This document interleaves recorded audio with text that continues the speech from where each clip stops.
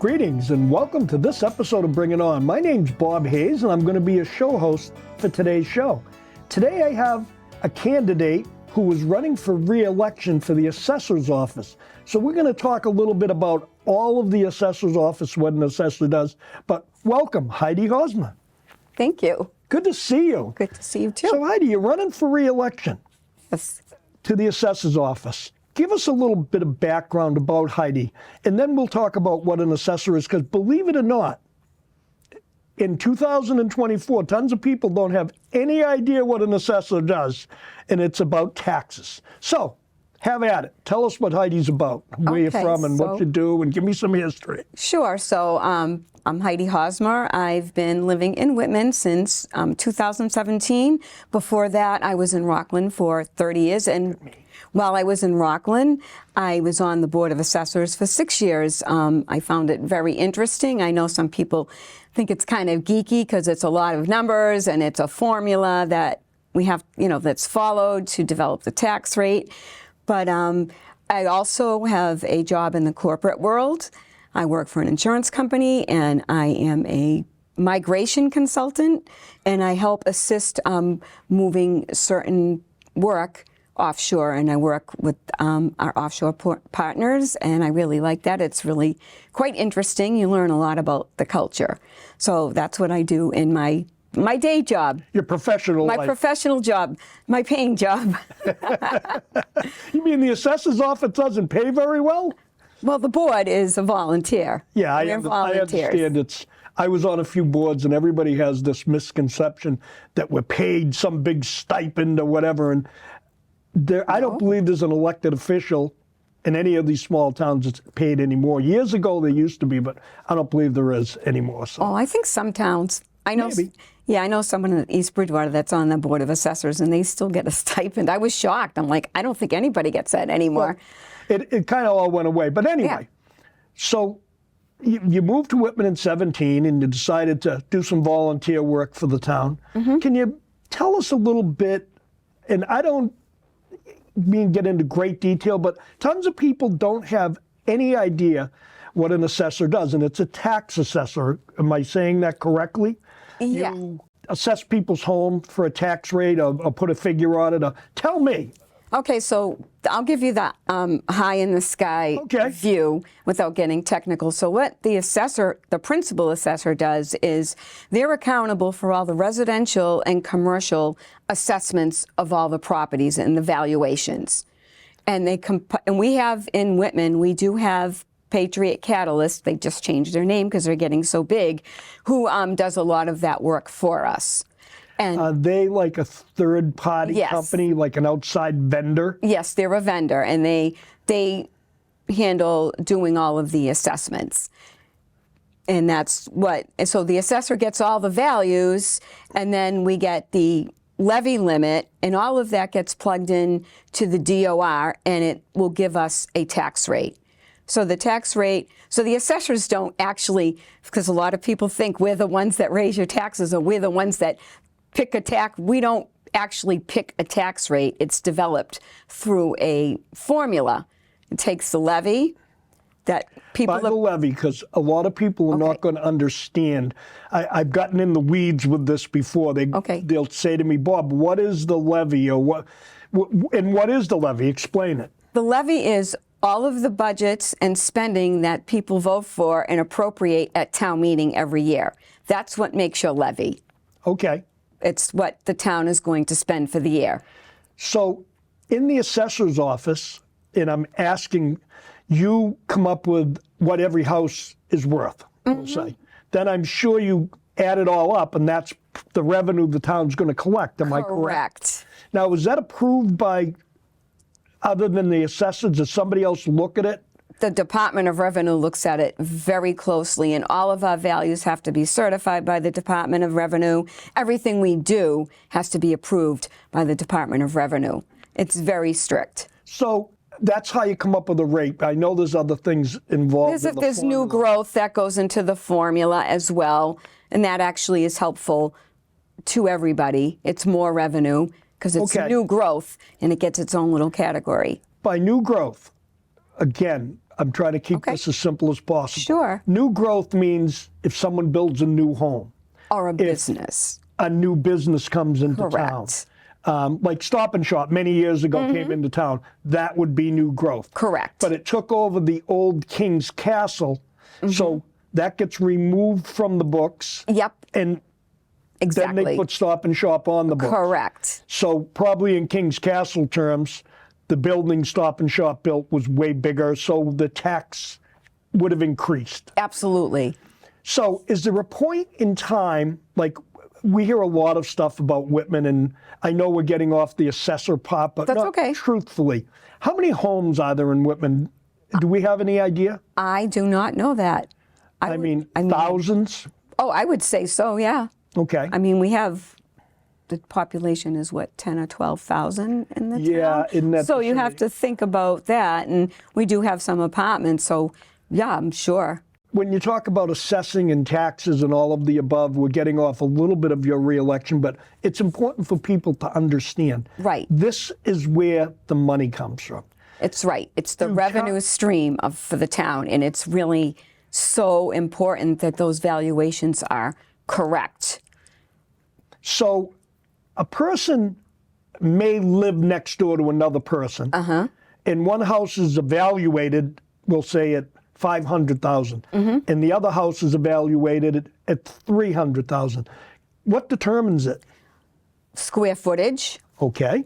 number of bedrooms, if there's a finished basement, land, all of that goes into the equation. So two houses could be next to each other and could be totally different. One could be a small little one-floor ranch, and the other one could be, a colonial, 2 stories, full big basement, 3,000 square feet.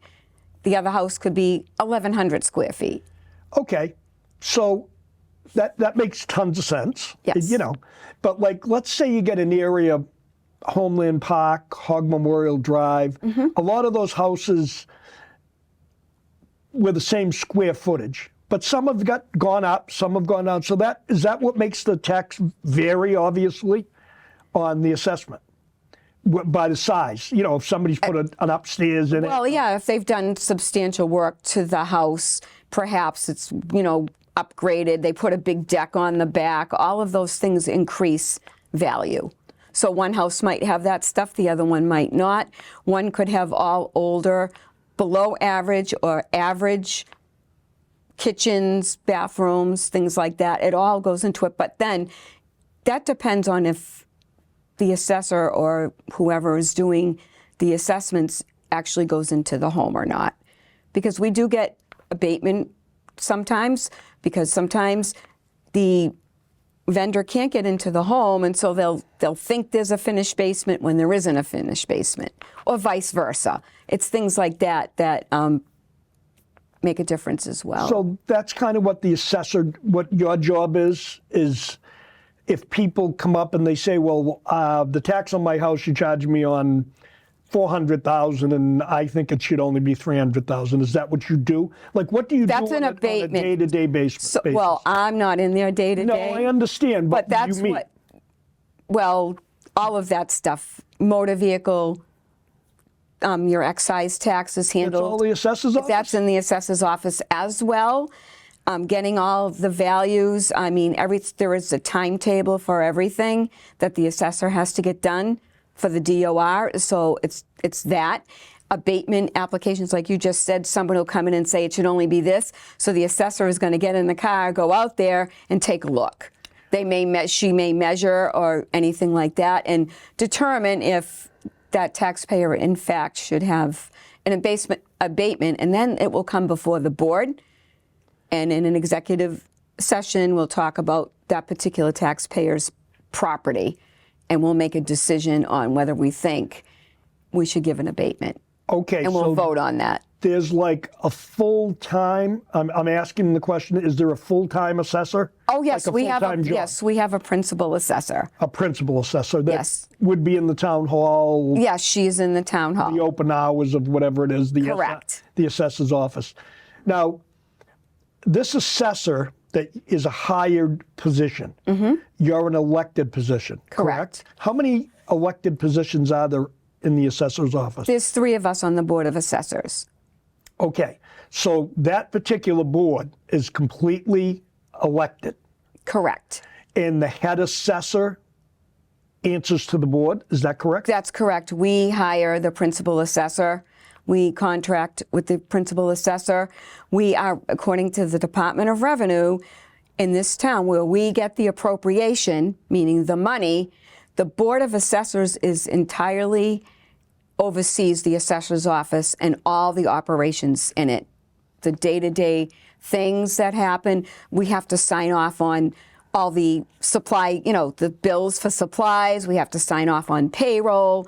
We are over all of that, the whole operation. So I think in towns, I'm not speaking for any specific town, but I think a lot of times people get mixed up between the assessor and the town collector. Oh, yes.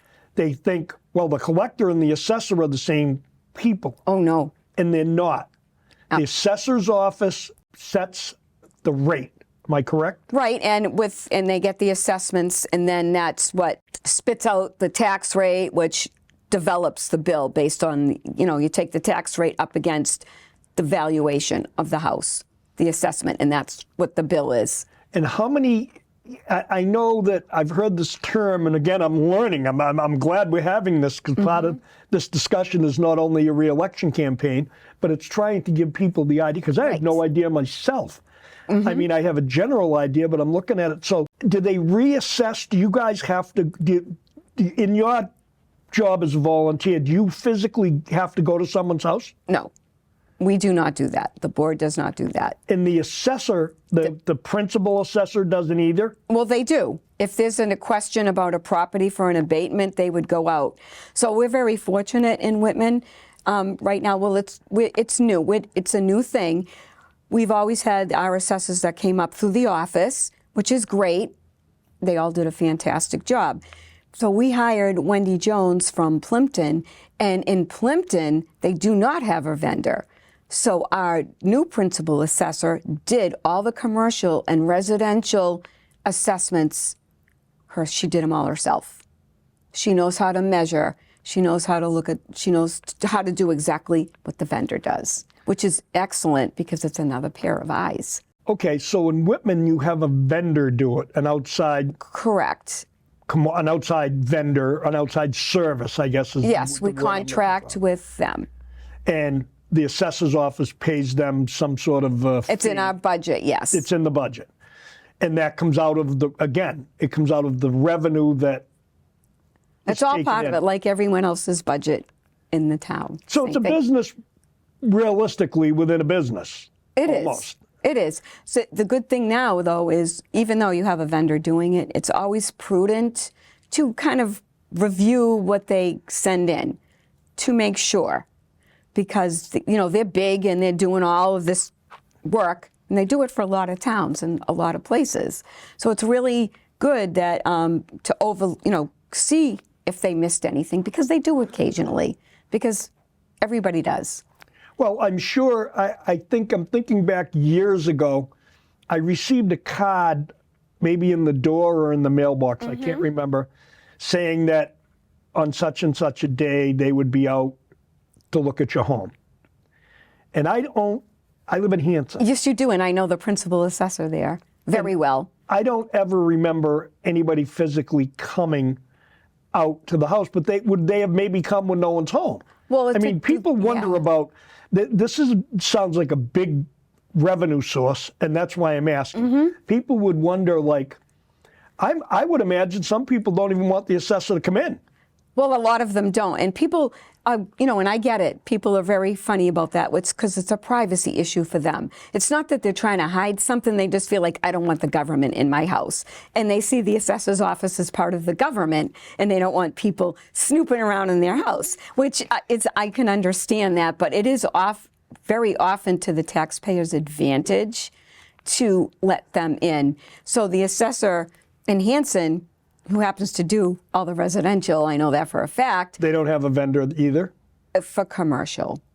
but not for residential. Okay. So she goes out and she does the measurements of the property and all of that stuff. So your job would be, and correct me, I'm just trying to lead this down the road. Your job might be if Bob Hayes thinks, they think I have a basement playroom and it's just a concrete nothing. Right. I would file for an abatement. You would.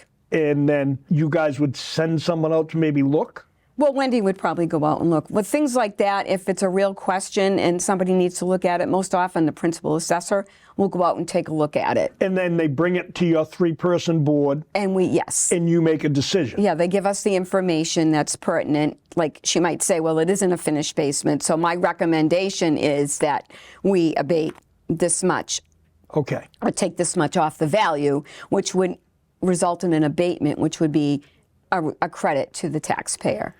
Okay, so does the assessor, I know the assessor's office, I'm thinking anyway, some people file for abatements like on if they think they would charge too much or if they thought they had a basement in it or any of the above.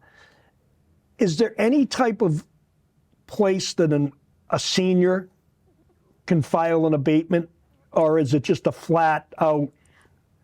Okay, so seniors have different types of exemptions that they can apply was the term for. I was looking so for. Abatements and exemptions are two different things. Yes. An abatement means that your house was overvalued, Okay. and you're going to get a credit.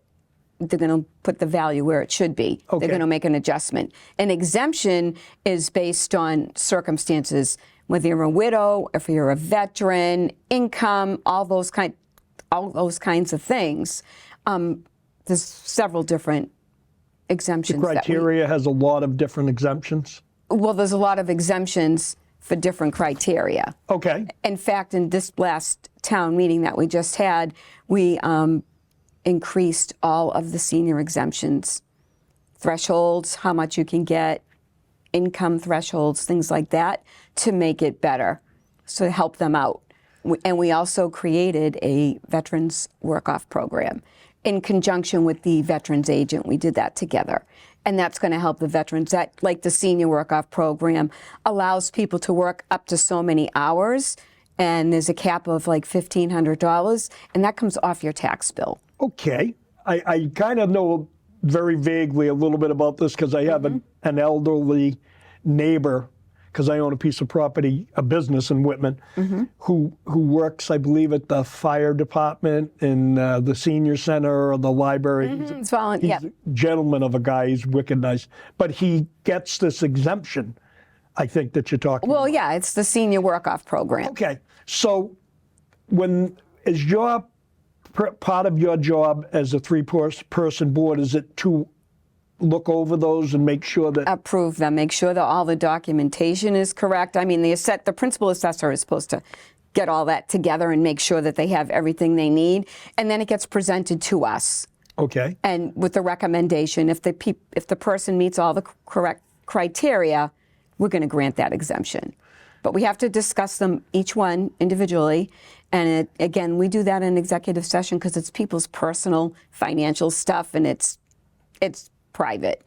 So it's just between us and them, and we can't talk about it. Yeah, well, that makes sense. We shouldn't be talking about those things in an open meeting because it's personal. It makes sense. Yeah, it makes sense. So that's how we do it. So I want people to understand that when they are applying for an exemption and they're giving us certain information, some of them require tax returns and things like that. Oh, yeah. That we want them to know that it's absolutely confidential, and it's all we do it in executive session.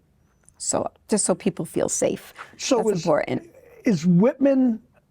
Are all the small towns more or less surrounding Whitman, do they do it pretty much the same way? Pretty much, yes. Some of the small towns, like I said, their principal assessor might do the residential and the commercial instead of a vendor. Some towns have a vendor.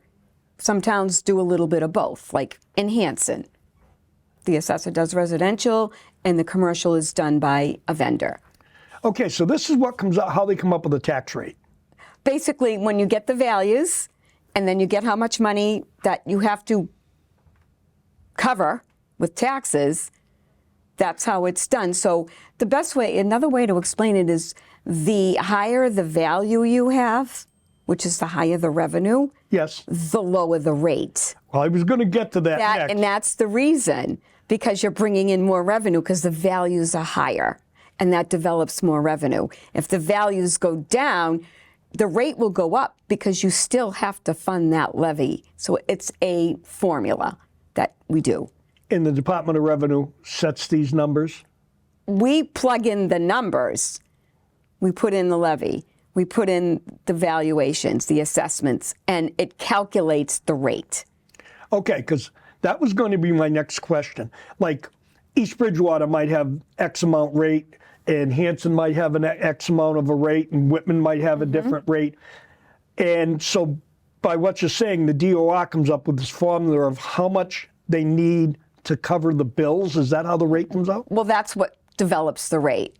So the higher the values, which means you have more revenue coming in, Yes. the lower your rate's going to be. And if the values go down, you still have to so you need a higher rate against those values to get to your... It's kind of like balancing the budget Exactly. with a house, or with a car, or with excise tax. Right, it's all part of it. We have to meet the appropriated at town meeting levy. We have to cover it. Okay, so this The is town has to cover it. Right, I understand. Yeah. In the assessor's office and the tax collector, it's all part of the town. It's the financial team, yes. The administration, there's a lot involved. So you touched a little bit on excise tax, and the assessor's office deals with that. So being in the automobile business, or the truck business, we might say, do you ever have somebody come in and say, will you have my car evaluated at $25,000, and I think it should only be 15. And here's my criteria. All right. Does it ever happen? So it's sort of, but it's more of the registry that gives the registrations, reports the registrations to the town. So if the registry, the registry happens to put your car in a higher model than it really is, that's how that happens. That's what would do it. Okay. It's because again, it's got to do with the make, the model, the year. I mean, if you notice, if I buy a new car, the first year, your excise tax is high, and the first couple of years, and then all of a sudden, like year 3, 4, it goes way down because the value, the cars depreciate. Yes. But So- loads and lots of people, their car depreciates, the depreciation ends up way less than what the car's worth. And people complain. Some people even complain about that. I'm like, It's got to do with, it's really based on make, model, year. Of course it is. There's no subjectivity with automobiles. so you don't get any of that, more or less. It just... No, the only time we get an abatement for a motor vehicle is if somebody moved to another town mid-year and they paid the whole bill here, and then they moved and they paid the bill there, and when we give them back for the time that they're not here. That makes sense. Yeah. I never even really thought about that. Yeah, that's the only time really we would have, or somebody sold their car and, they paid for the whole year and then we have to give them back. I bet tons and tons of people have sold the car and never knew that they paid a full year and didn't even think about it, and they just move on. Well, you wouldn't know that because unless they reported the sale to you. Oh, but I right. never even thought about that till you just Yeah, mentioned you have to bring that, like, if you were living in the town and the excise tax is due in March, Okay. but in July you move, right? Yeah. But you already paid your whole bill in March. So then you would come in, you would get an abatement because wherever you move to is going to get you from the time you live there on. So it's really an offset. It washes. It washes, but most people are pretty good about that because they don't want to pay double excise tax. Well, I've heard many times in the state the term used, Taxachusetts, they tax for this. They don't think they should pay excise tax. And I guess taxes are a very, very difficult subject with everyone. Yes, they no are. matter where you live. Correct. Now, I have a niece that lives in East Bridgewater, and she says, my tax rate is crazy high compared to your tax rate. And I go, how does that happen? And does it happen? Is she just They have less values than you do. So the lower the values, the higher the the rate. rate. So people don't understand. They'll say, we've got the lowest rate around. That's not why you have a low rate. You have a low rate because you don't have as much value. You're not getting as much revenue. So we still have to fund that levy. And it's an equation that has to balance out one way or the other. So ultimately, the Department of Revenue knows what's taken in and how much it's going to be when you guys plug the numbers and the rate gets set. The Department of Revenue has an equation. It's a formula, and when you put the stuff in, it just does it. Because I think everybody thinks that this rate just comes out of thin air from that big brick building across from the Venus. You're correct. They do, because I hear it all the time. And they don't understand it's a set formula, that it's not subjective. Right. It's nothing that you as a committee set. No. Department of because people think that. I know, and we don't. I mean, I've heard stories of, this one fits. They've got a cheap tax on their house, and that one. That can't happen. That's because illegal. It's not at a local level. But I mean, it's not at a local level anyway. I know. And it's done by the DOR. And it would be illegal if of course. You can't play with assessments and things like that. You can't add percentages on or take percentage and lower it. Unless it's a true abatement, we can't do that. But some people think. Well, I'm trying to get the people watching to see what an assessor really does, because as you know, it's regulated very. Right. I'm not picking on people, but no, I know you're not. The stories become immense, and they gain. It started out here, and by the end of the story, it's up in this vicinity. Right. And they blame the assessor's office, or they blame the tax collector. I mean, they're just sending out the bill. Yeah, and trying to collect the tax. Right. If they don't pay in a timely fashion. Correct. But that's all a different thing. The tax collector is different, has really nothing to do with the assessor's office. Am I correct? Except for, we sign off on the commitments for the bills, and then they do that part. But as far as setting the rate or all of that, or how much people are going to pay, they don't do that. Okay. So they really don't. The Department of Revenue is who sets the rate.